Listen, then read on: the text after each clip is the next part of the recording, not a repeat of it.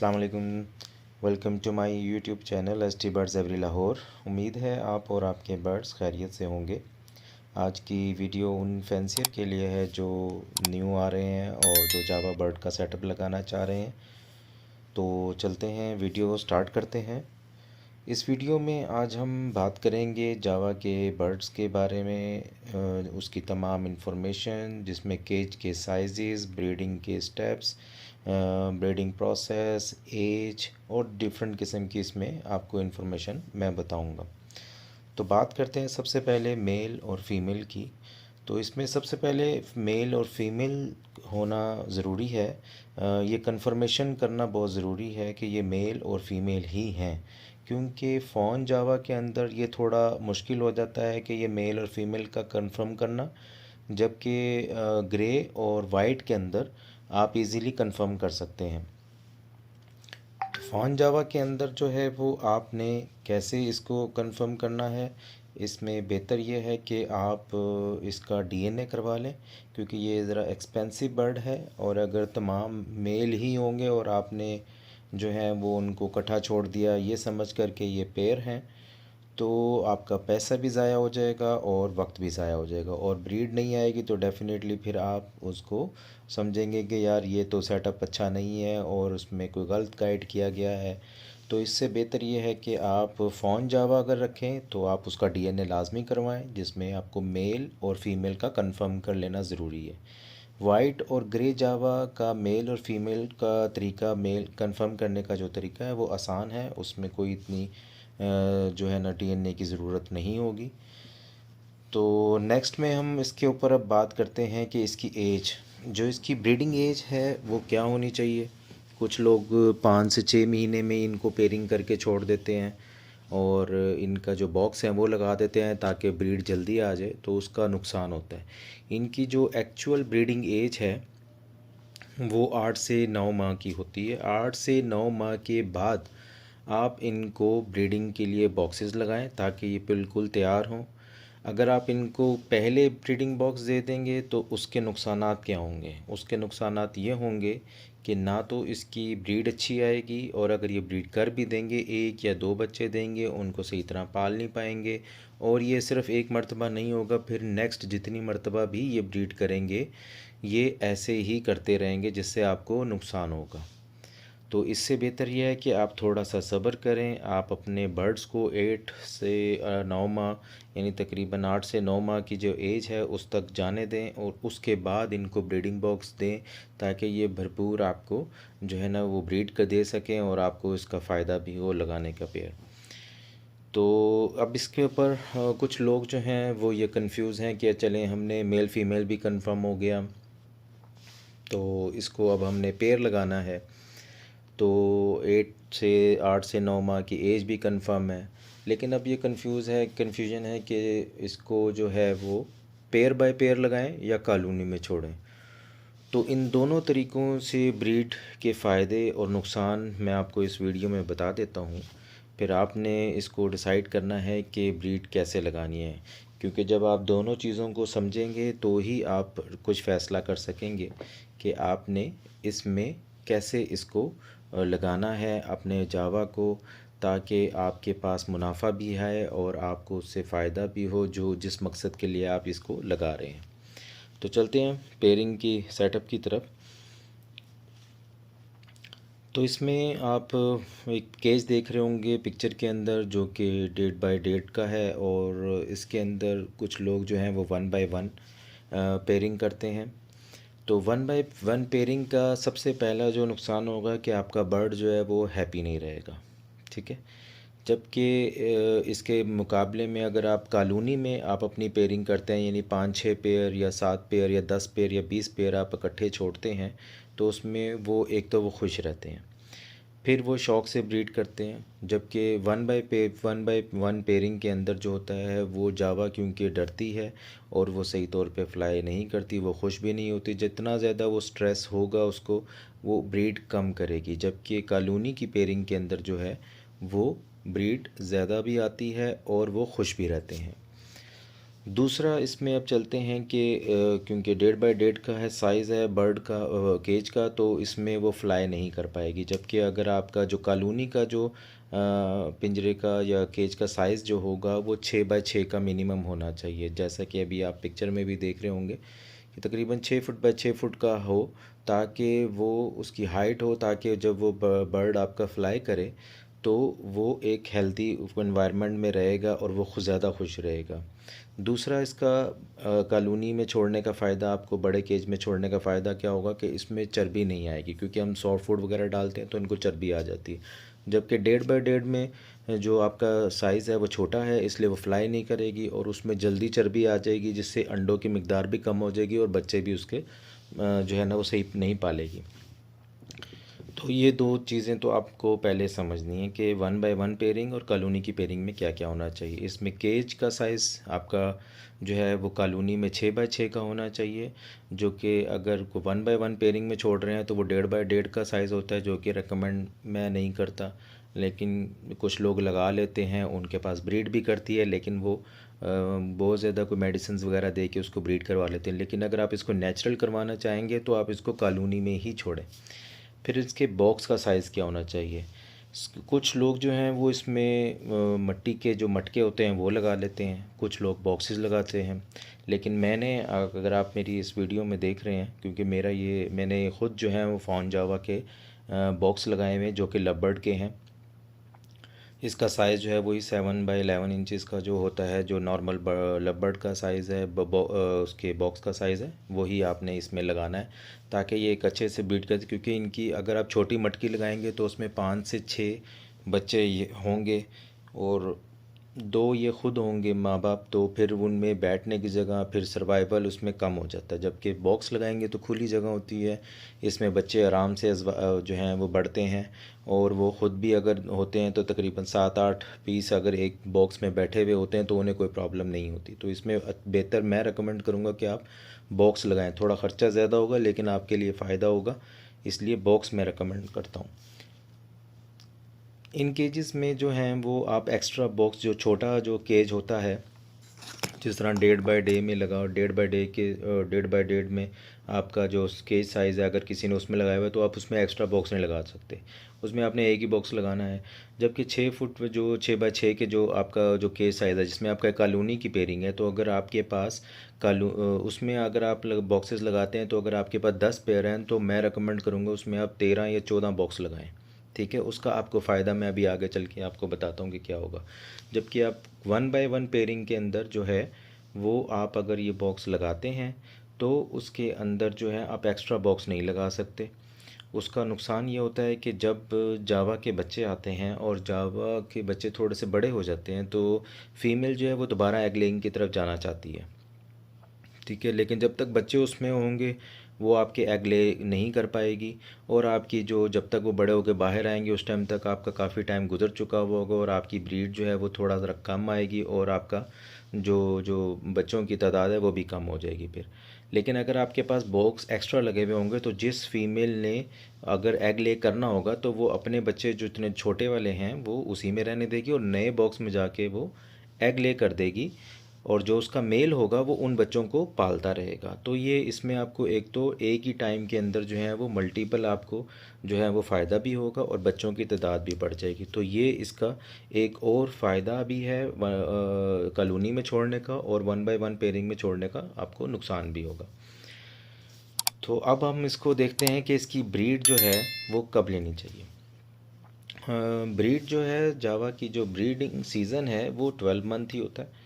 अगर आप उसका टेम्परेचर कंट्रोल कर लेते हैं, यानी टेम्परेचर से मुराद आपका समझें कि ये है कि अगर आप किसी भी शेड में आपने छोड़ा हुआ है, आपके केजेस हैं जो वो एक ऐसी जगह पर पड़े हैं जहाँ पर टेम्परेचर जो है वो 35 से ज़्यादा नहीं है, तो वो आप ब्रीड ले सकते हैं। ठीक है, और वो भी उस सूरत में कि आपके पास कोई फ़ैन या आपके पास कोई कूलर चल रहा हो तो फिर ठीक है। अगर आपका 35 से टेम्परेचर बढ़ जाता है तो आपको ब्रीड नहीं लेनी चाहिए, जो मैं आपको रिकमेंड करूँगा।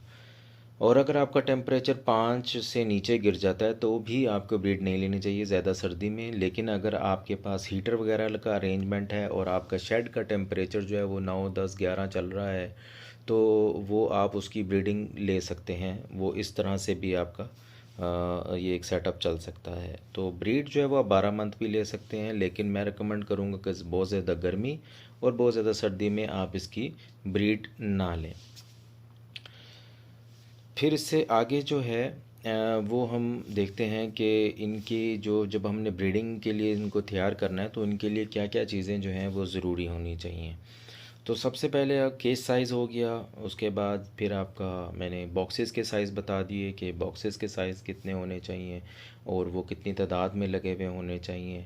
फिर आपके पास जो है अगर आप 1 बाय 1 पेयरिंग में छोड़ेंगे तो उसके अंदर जो है आपके पास सिर्फ 2 ही बर्तन लगाने की गुंजाइश होगी।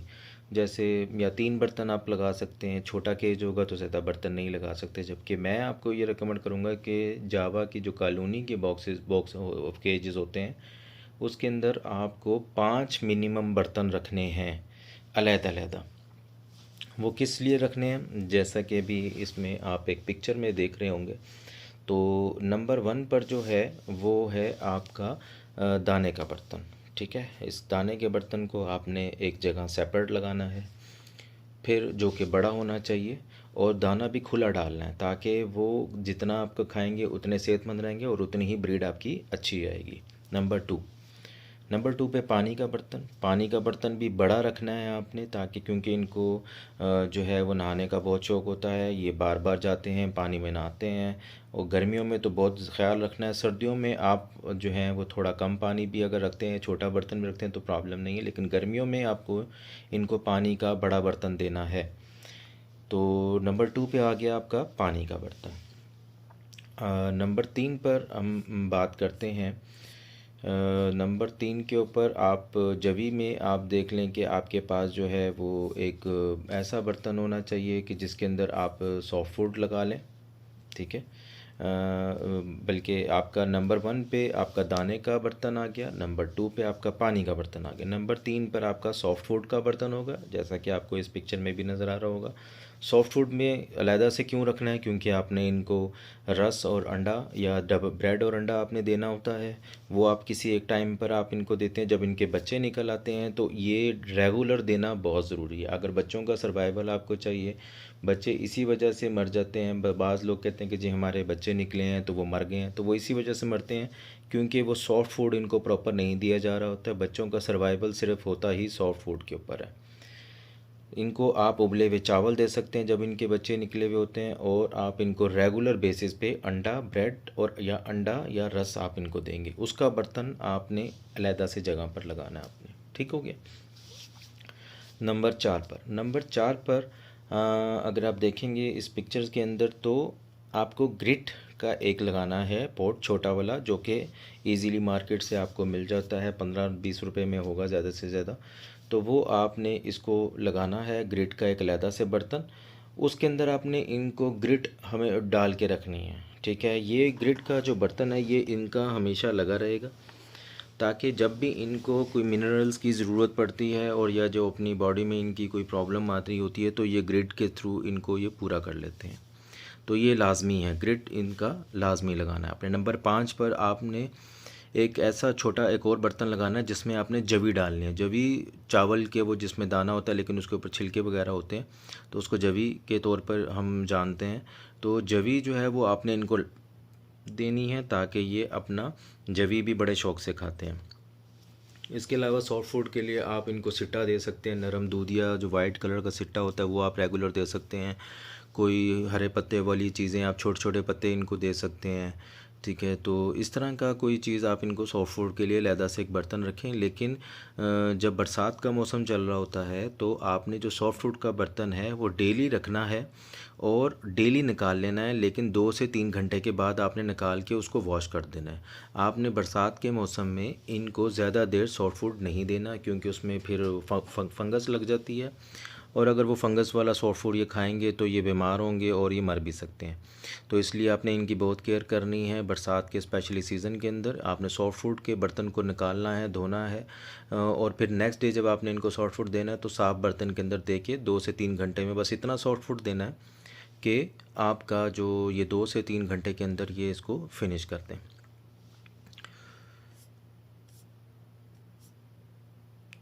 तो अब चलते हैं हम अपने नेक्स्ट स्टेप की तरफ कि अब हमने इनकी जो ब्रीड है वो अब हमने इनको ब्रीड के लिए तैयार कैसे करना है, या इनको क्या ऐसी मेडिसिन्स वगैरह देनी है तो उसमें, ताकि ये ब्रीड की तरफ आएँ और हमें जो है जो हम एक टारगेट होता है बंदे का कि यार हमारे इतने बच्चे आएंगे वो सेल करके, ताकि आप ज़्यादा से ज़्यादा मुनाफा कमा सकें।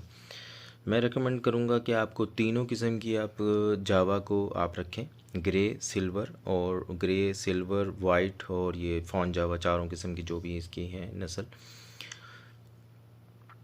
तो मैं आपको ये रेकमेंड करूँगा कि आप इन तमाम जो हैं इनके पेयरिंग को करें, लेकिन इनकी कॉलोनी आपने अगर रखनी है, इन जितने भी कलर्स हैं आपके, आपने इनको रखना है तो आपने इनकी पेयरिंग को अलग-अलग करना है। आपने ग्रे के साथ सिल्वर नहीं छोड़ना, सिल्वर के साथ वाइट नहीं छोड़ना, वाइट के साथ फॉन जावा नहीं छोड़ना। इन सब को आपने अलग-अलग करनी है, ताकि कोई भी जो कह लें कि कोई दरमियानी नस्ल ना निकले, उससे आपका जो बच्चा होगा वो आपका रेट अच्छा नहीं लगेगा।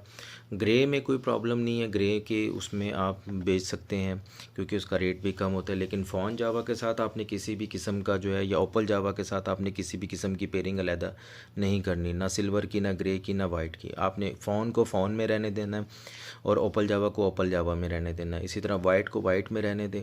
इनकी अलग-अलग कॉलोनी बनाएं ताकि आपके पास वही बच्चे निकले और उनका रेट भी आपको अच्छा लगे। तो अब हम देखते हैं कि अब हमने इनको ब्रीड पर कैसे लेकर आना है। सबसे पहले तो मैंने आपको जैसा कि ऊपर वीडियो में बताया कि इनकी एज एक तो कंफर्म होनी चाहिए कि ये 8 से 9 माह के हैं।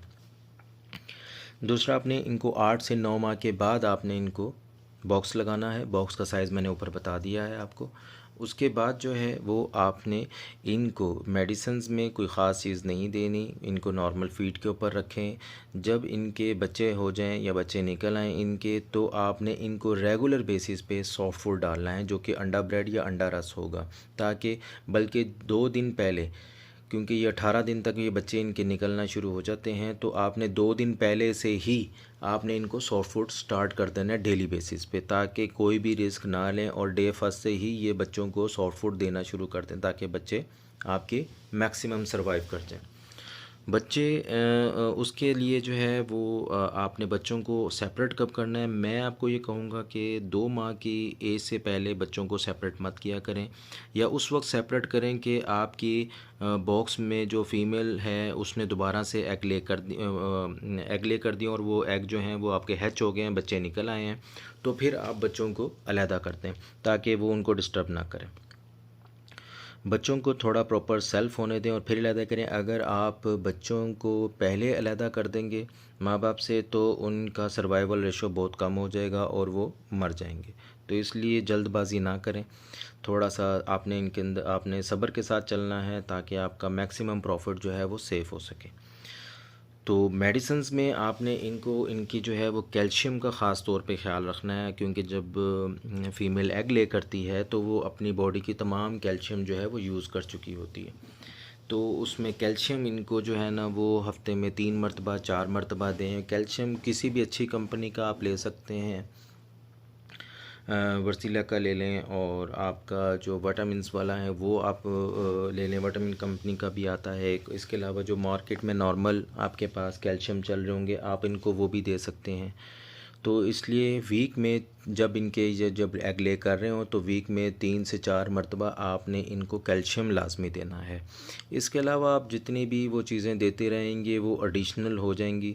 अगर देना चाहें तो आप इनको विटामिन भी दे सकते हैं, कोई अच्छे विटामिन देते रहें, कोई पानी में मिलाकर गर्मियों में आप विटामिन दें, और आप इनको जो सर्दियों में आप जब इनको एग फूड देंगे तो आप उनको सॉफ्ट फूड के ऊपर डाल के दें, क्योंकि ये पानी फिर कम पिएंगे लेकिन सॉफ्ट फूड खाएंगी तो उनको सॉफ्ट फूड के ऊपर इनको ज़रूरत होगी।